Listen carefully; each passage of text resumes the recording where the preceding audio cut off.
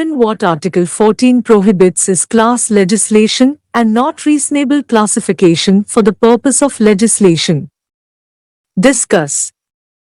Or is making of classification contrary to the guarantee of right of equality under Article 14? Discuss fully, suitably illustrating your answer. Ans. Equal protection of laws guaranteed by Article 14 does not mean that all laws should be general in character and universal in application. It does not mean that same law should apply to all persons. Varying needs of different classes of persons often require separate treatment. In fact, equal treatment in unequal circumstances would amount to inequality. Therefore, a reasonable classification is not only permitted but it is necessary if the society is to progress.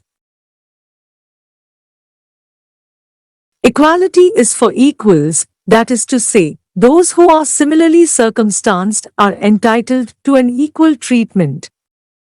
The guarantee of equality does not imply that the same rules should be made applicable to all persons in spite of differences in their circumstance and conditions.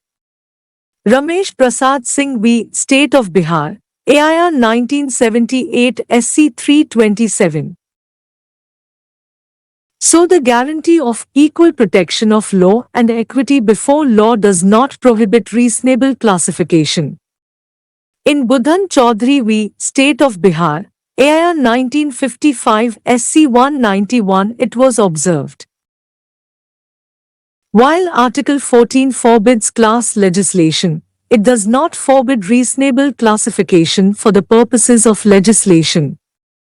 In order, however, to pass the test of permissible classification, two conditions must be fulfilled, namely, I. That the classification must be founded on an intelligible differentia which distinguishes persons or things that are grouped together from others left out of the group, and 2. That the differentia must have a rational relation to the object sought to be achieved by the statute in question.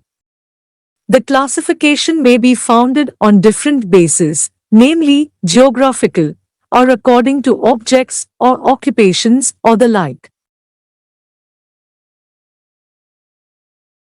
What is necessary is that there must be a nexus between the basis of classification and the objects of the act under consideration. Article 14 condemns discrimination not only by a substantive law but also by a law of procedure. Similarly, in Vajravelu Mudaliar v. Special Deputy Collector for Land Acquisition, AIR 1965 SC 1017 Supreme Court observed. Under Article 14 of the Constitution of India, the state shall not deny to any person equality before the law or the equal protection of the laws within the territory of India. But this does not preclude the legislature from making a reasonable classification for the purpose of legislation. The said classification has to pass two tests, namely, I. The classification must be founded on an intelligible differentia which distinguishes persons and things left out of the group, and 2. The differentia must have a rational relation to the object sought to be achieved by the statute in question. In State of WBV Rash Bihari Sarkar, 1993, 1 SCC 479 equality means equality in similar circumstances between same class of persons for same purpose and objective. It cannot operate amongst unequals. But even amongst equals, the legislature or executive may classify on distinction which is real. A classification amongst groups performing shows for monetary gains and cultural activities cannot be said to be arbitrary. Maybe that both groups carry out legislative objective of promoting social and educational activities and, therefore, they are alike, but distinction between the two on monetary gains and otherwise is real and intelligible. So long the classification is reasonable, it cannot be struck down as arbitrary. Likes can be treated differently for good and valid reasons. The state in treating the group performing theatrical shows for advancement of social and educational purpose differently on basis of profit making cannot be said to have acted in violation of Article 14 of Constitution. The true meaning and scope of Article 14 have been explained by Supreme Court in numerous cases. Principles as laid down in R.K. Dalmia v. Justice Tendulkar, AIR 1958 SC 538 still hold valid ground, which are follows.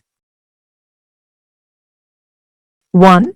A law may be constitutional even though it relates to a single individual if on account of some special circumstances or reasons applicable to him but not applicable to others, that single individual may be treated as a class by himself.